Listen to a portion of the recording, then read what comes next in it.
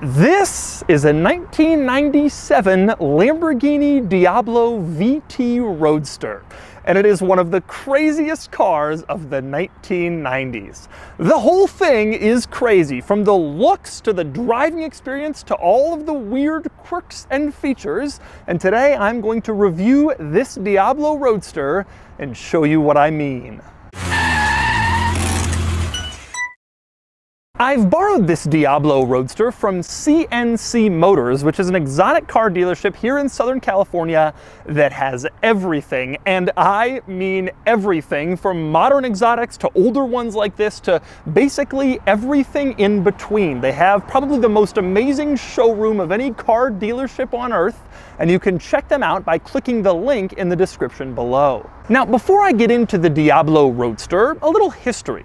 Lamborghini's premier mid-engine sports car was the Miura throughout the 1960s and the 1970s, and then it was the Countach throughout the late 1970s and the 1980s, and then in the 1990s, it was the Diablo. But Lamborghini had never done a real convertible version of the Miura or the Countach, so when they introduced this, the removable roof Diablo Roadster, it was a pretty big deal. Now, the Diablo came out back in 1991, and early Diablo models were all rear-wheel drive. In 1993, Lambo added all-wheel drive, and the Roadster came soon after that. All of the Roadsters are all-wheel drive. The Roadster uses a 5.7-liter V12 with 485 horsepower and 430 pound-feet of torque. And here's an incredible thing, Lambo only made about 200 Diablo Roadsters for the entire world. Now, I've already reviewed the Diablo 6.0, which was the final version of this car, and some say the best. But by the time the 6.0 came out, Volkswagen had already bought Lamborghini, and they were already starting to make this car more rational, more reasonable. This one, from 1997, is still old school Lamborghini. So today I'm going to take you on a tour of this car, and I'm going to show you all of its interesting quirks and features. Then I'm going to get it out on the road and drive it, and then I'm going to give it a Doug score. And for more of my thoughts on the Diablo Roadster, click the link below to visit autotrader.com/oversteer, where I've also rounded up a list of the best 1990s exotic cars currently listed for sale on AutoTrader.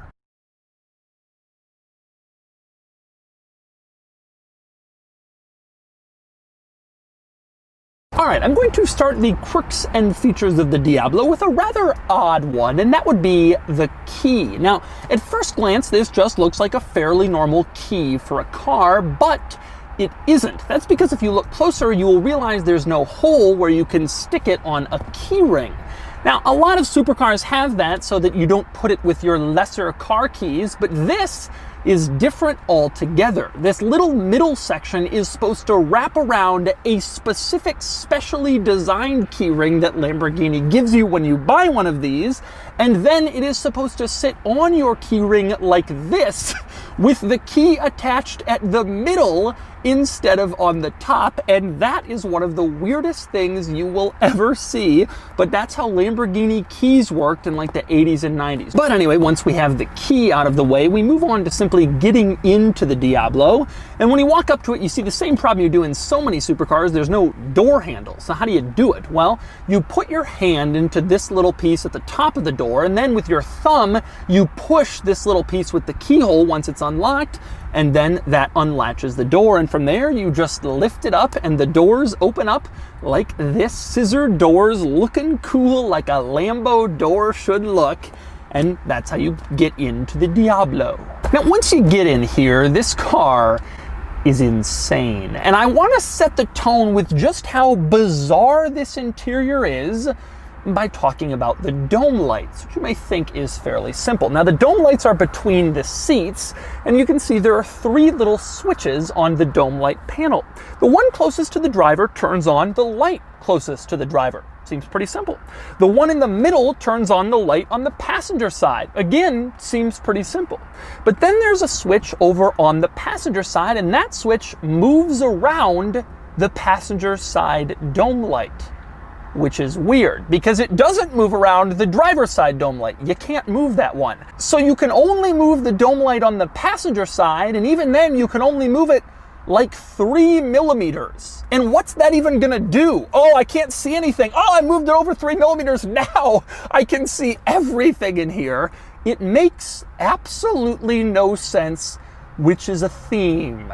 You will see. Another excellent example of something in this interior that makes no sense is the climate vents. Now, for one thing, the climate vents are 4 tiny little circles located on the top of the dashboard, which is weird and bizarre in itself, but kind of par for the course for Italian cars from this era. The part that makes no sense is you can see they have a little bull on them. You press that to open the vent, but then you can't actually aim it towards you. If you want to aim it towards yourself, you have to take the part with the bull on it, turn it all the way upside down, and then open it, and then you can aim it towards yourself.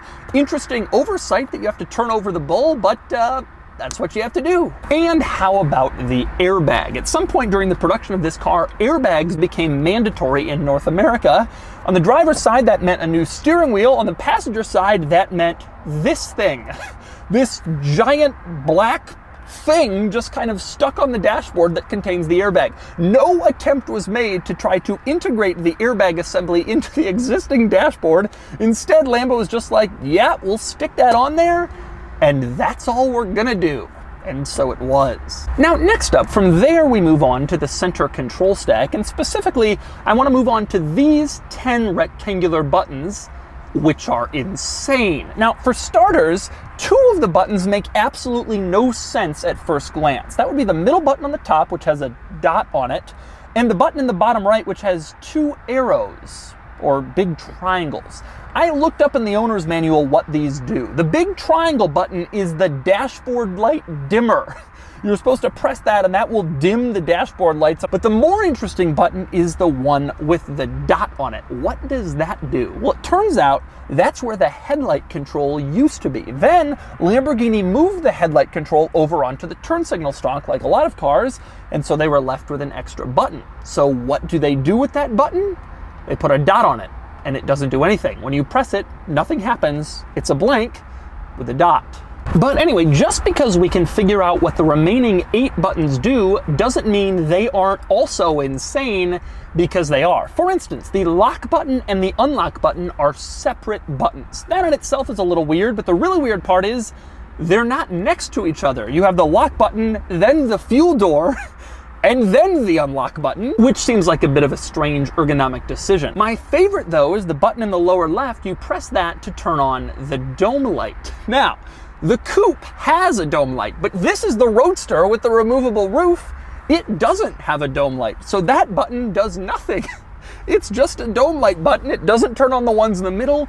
It doesn't do anything. It was just pulled directly from the coupe. It has no function. Now, next we move further down the center control stack, where you have these 3 switches at the bottom, which are kind of strange. Now, on the left and right, obviously those control the power windows. The one in the middle with the shock absorber has a surprising function. That's the axle lifter. If you push it up, the front end of the car lifts up so that it can clear low driveways, curbs, that sort of thing. That is common in exotic cars today, but tremendously rare 22 years ago. Now, when you press that axle lifter button down the other direction, the car immediately goes down to its normal height very quickly to resume its high performance lowered driving.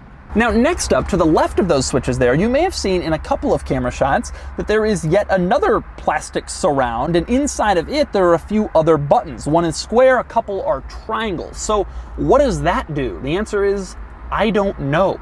I looked it up in the owner's manual, which is original to this car, and it's not in there. In fact, the center console that the owner's manual shows looks very different than this one. That group of buttons is not included. Now, the Murcielago also has this, and if I remember correctly, it changed like how fast the accelerator pedal responded, or maybe it had to do with suspension stiffness, but it is not explained in the owner's manual, even though it's included in this car, and obviously it's not explained in the center control stack, so when you look at it, you're just kind of guessing. And when you're in the center control stack of the Diablo, the crazy doesn't end there. Next, we're gonna move up to the climate controls. And first off, I love the fact that they've written climate control in this like 1980s clock or calculator font. I have no idea why they chose to do that, but they have, and it looks ridiculous. Now, none of that is the weirdest thing about the climate controls. How about the fact that there is a button to switch between Celsius and Fahrenheit? Lamborghini did not want to make two climate control systems, one for North America and one for the rest of the world, so they just gave you this button and you can switch between at your will. And something else I love on this subject, if you're lowering the temperature in Fahrenheit and you get below 63 degrees, it no longer reads the temperature, it just says low, which is actually fairly common for cars. The interesting thing here is, though, that it leaves the F for Fahrenheit, so actually it says loaf, whenever you're at the lowest possible climate setting, which is strange. Now, that probably means that if you're on the highest possible temperature, it says Hife. But I wanted to verify that, so to do that I had to go through all the temperatures, and I noticed something truly wonderful. As you go through the temperatures, they go up like this: 63, 64, 66, 68, 70, 72, 73, 75, 77, 79, 81, and then Hife. In other words, they don't go up by 1 or 2 every time. It's inconsistent. I think they did this so that it would match the Celsius temperature, since we have that button that can switch between, but I just love that sometimes it goes up by 1 degree and sometimes by 2. That is so Lamborghini. Now, next up, another ridiculous detail of this car comes when you turn on the windshield wiper. Now, it turns on like normal and goes across the windshield, no problem. The weird thing comes when you stop it, because it stops the moment you turn off the wiper on the wiper stalk. It just stops wherever it is. So if you stop it and it's up, it stays up. If you stop it, it's in the middle of the windshield, it stays the middle of the windshield. And so when you turn off the wipers in this car, you have to carefully time it so that it stops down. Otherwise, it blocks your visibility, which is just fantastic Lamborghini design. Next up, another piece of fantastic Lamborghini design comes on the sun visors. You drop the sun visors down and you will notice that there's actually a part that's cut out. And that's because when the sun visor's in the up position, it's cut out to make room for the top latch, since this car has the removable roof. Now, fortunately, Lamborghini thought of this problem, and they give you a little visor extender section in leather that pulls out so that you can have the visor completely blocking the sun. That actually is good Lamborghini design. And next we move on to interior storage, of which there is none. And I mean this sincerely. This car has no glove box. Instead, it has that giant airbag thing. There is no center console that opens. You don't have any door panel storage, because then it would fall out when you open the doors. The only interior storage in this car is behind the passenger seat. But the problem is the seat back for the passenger seat is fixed in place. So if you want to access that storage, you can't just tilt the passenger seat forward. Instead, you have to move the entire thing all the way forward, and only then can you get to your sole interior storage compartment in this car. Brilliant thinking. And next up, moving on to the gauge cluster for another amazing Diablo feat. Check this out. The odometer is in kilometers. So this car hasn't traveled 24,835 miles. It's traveled that many kilometers. Even though it was sold new in the United States, it was always going to be a US model. They didn't convert the odometers into miles. Now you might be thinking, well, that's just a decision they made. They didn't want to switch away from metric, but the actual speedometer is in miles. You can see the outer ring of the speedometer shows miles per hour. So Lamborghini was willing to change the gauge cluster for that, for US standards and for the UK, but they didn't want to change the actual odometer away from kilometers. Now, next up, I want to move on to the outside of the Diablo, and I want to start by discussing this car's styling, which has always been one of my very favorites of any car ever made in history. And right here, you can see some of the reasons. For one thing, I always loved these little air intakes in front of the rear wheels. Those, combined with this air intake here that was flat on the top, just made this car look so aggressive, so mean, so special. But the thing that always really did it for me was this wheel arch here. Instead of just being circular and boring like all other cars, it has this sort of angle to it, and that to me just made this car look so aggressive, so mean. I really think it was the most aggressive, crazy design of any 1990s car. And I really think it looks like it's going about 200 miles an hour when it's just standing still. This car has so much visual drama It's just amazing. Now back here, speaking of the design, you can see a little badge that reminds you this car was designed by Marcello Gandini, who also designed some of the most famous supercars and sports cars in history, and also the Volvo Tundra. Ah yes, the Volvo Tundra, the lesser known Tundra. Anyway, interestingly, that Gandini badge is only on the passenger side. They didn't want to give Gandini too much credit, so they just stuck one badge on, chose the passenger side, that was it. That's all you get, Gandini. Anyway, next up, another design trait that I absolutely love with this car. You can easily see it from that angle just how low and wide and flat this car is. It was just such an impressive, incredible alien design, and it was way ahead of what Ferrari was doing at the time. When this car came out, Ferrari was still building the Testarossa. And when it came time for Ferrari to finally redesign the Testarossa, they gave up. They got out of the mid-engine game and they came out with the much more subtle and restrained 550 Maranello, and they went back to front-engine cars. Ferrari couldn't beat the insanity that was the Diablo. Now, a couple of interesting things from this angle. One, you can see the giant wing, which is basically the highest point on the entire car, this big rear wing in the back. And also, something I found interesting about this car, if you're a Diablo fan, you know the Diablo logo. It was the Lamborghini Bull with the word Diablo written in this like very 90s font. Well, it turns out the Diablo Roadster actually had its own little badge. It was that Diablo badge with the word Roadster added below it in a completely different font. And to make that badge especially useful, Lamborghini placed it on the top of the rear deck lid, facing directly up towards the underside of the spoiler, so you couldn't possibly see it if you were sitting behind this car in traffic, since it wasn't pointing back, but rather up. You had to basically walk up to the car in order to see that badge. And next up, moving up to the front of the Diablo, a couple of interesting things up here. One, of course, is the pop-up headlights. When the car is in its normal position, the front end is just shaped completely like a wedge, but you twist the end of the turn signal stalk and then the pop-up headlights pop right up, and then you have headlights. Of course, if you twist the turn signal stalk in the other direction, the pop-up headlights go right back down and you go back to your wedge shape.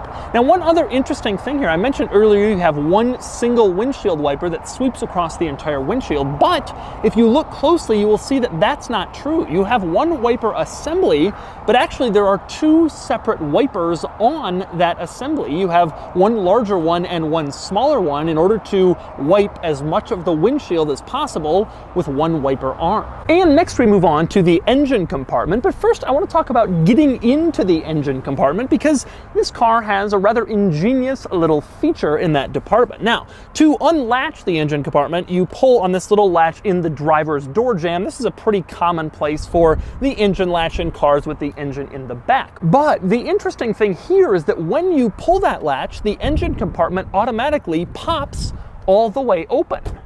And that is a really good idea because it means you don't just unlatch it and then you have to go back there and fumble around while the engine is hot and try to get it open. Instead, it's automatically opened for you.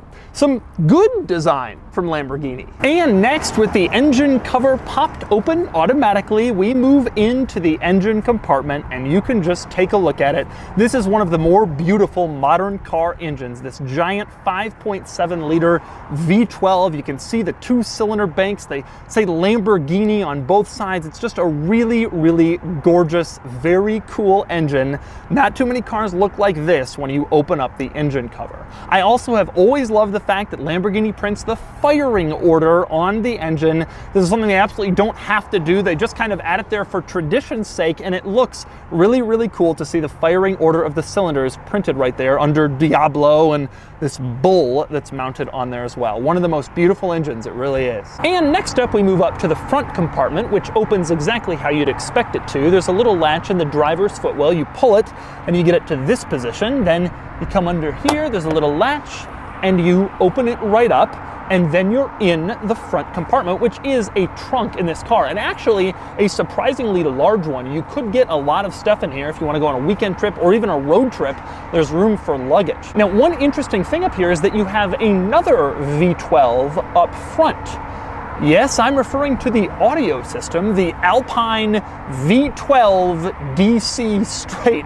they've named it that. That's such a 90s thing to do, name the audio system after a powerful engine to show how great it is. I'm surprised it doesn't say Turbo V12 Ultra Power or something like that. Now, in addition to the front V12 in this car, you also have some other interesting stuff up here. For example, there are two little leather bags in the front trunk that are held in place with these leather straps. One of the leather bags contains a flashlight that you can plug into the cigarette lighter just in case you want to illuminate the interior a little bit more, or if you're trying to change a tire by the side of the road, maybe you can shine it on what you're doing. The other leather bag, however, has something even more unusual. Inside this yellow pouch, there is a window winder. This car has power windows, and maybe there was some fear that you would get trapped, so they give you a manual window winder. What do you do with it? Well, you can see on the driver's door panel, there are two little circles covered up by little plugs. I guess you would take one of these off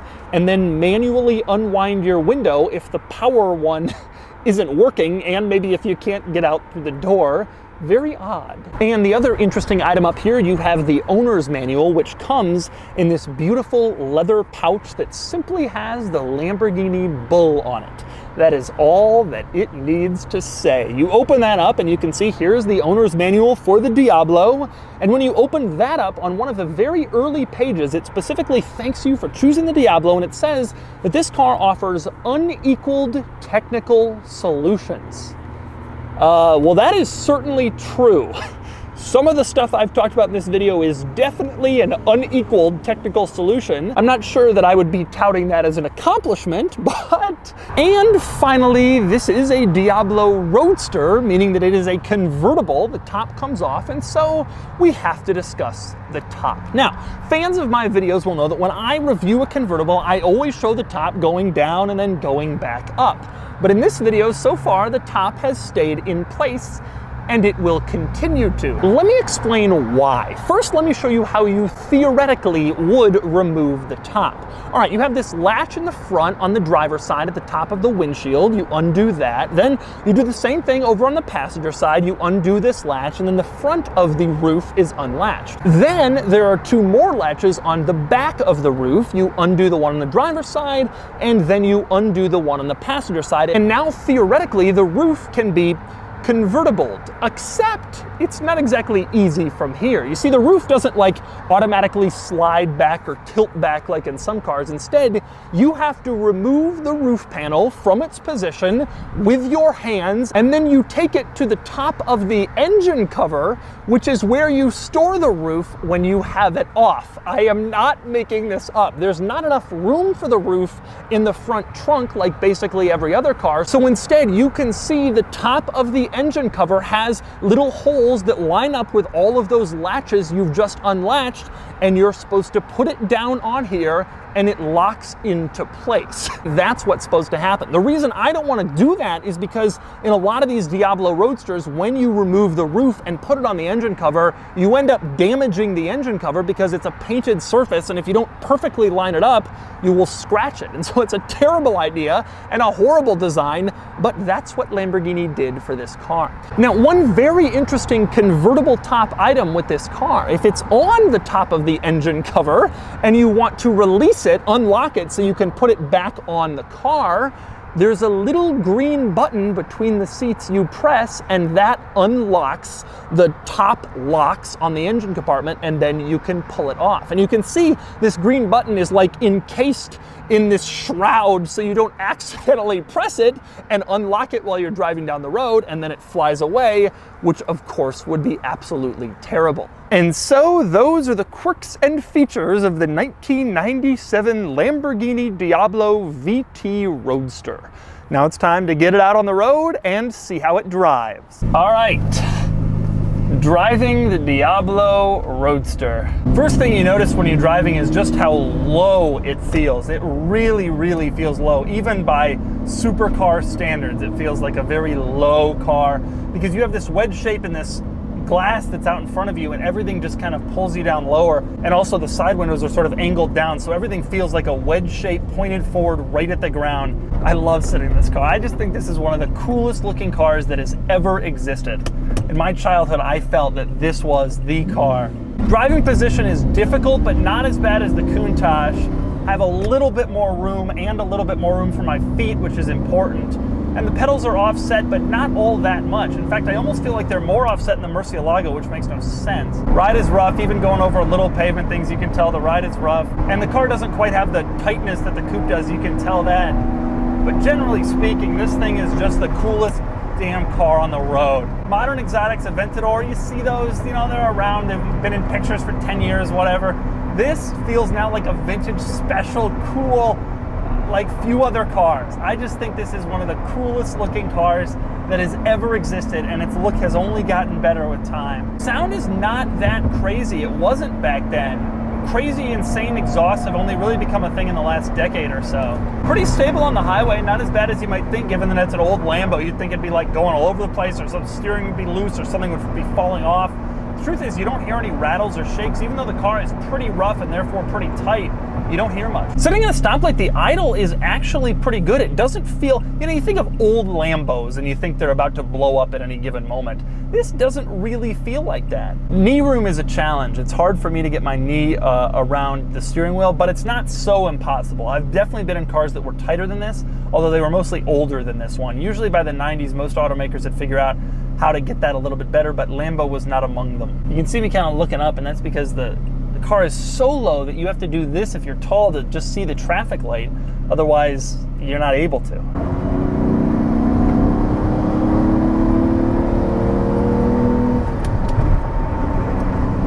It's faster than you might expect. I'm actually kind of surprised.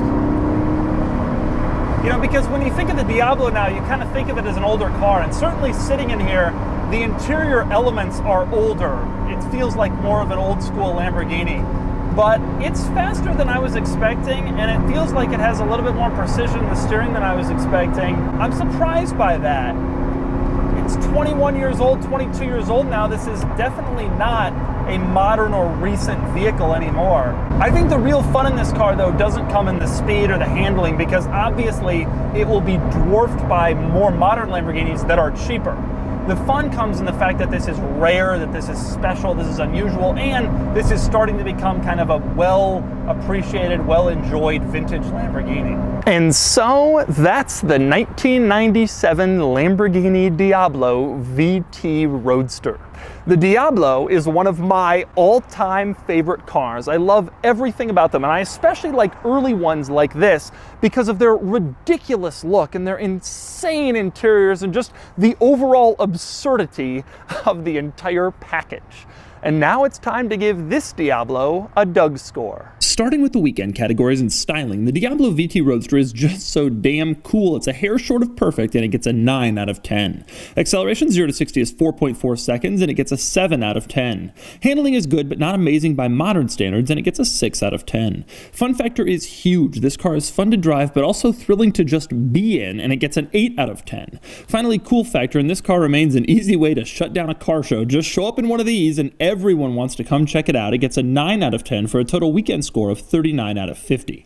Next up are the daily categories and features. The Diablo Roadster doesn't have much, and it gets a 2 out of 10. Same deal with comfort. It's pretty rough, and it gets a 3 out of 10. Quality is low. These aren't very reliable, and materials are inconsistent, and it gets a 3 out of 10. Finally, value, and these are surprisingly good values. Nice Miras are $1 million. Nice Countachs are over 300,000. So Diablos are deals for 150 to 250,000, and it gets a 7 out of 10 for a total daily score of 17 out of 50.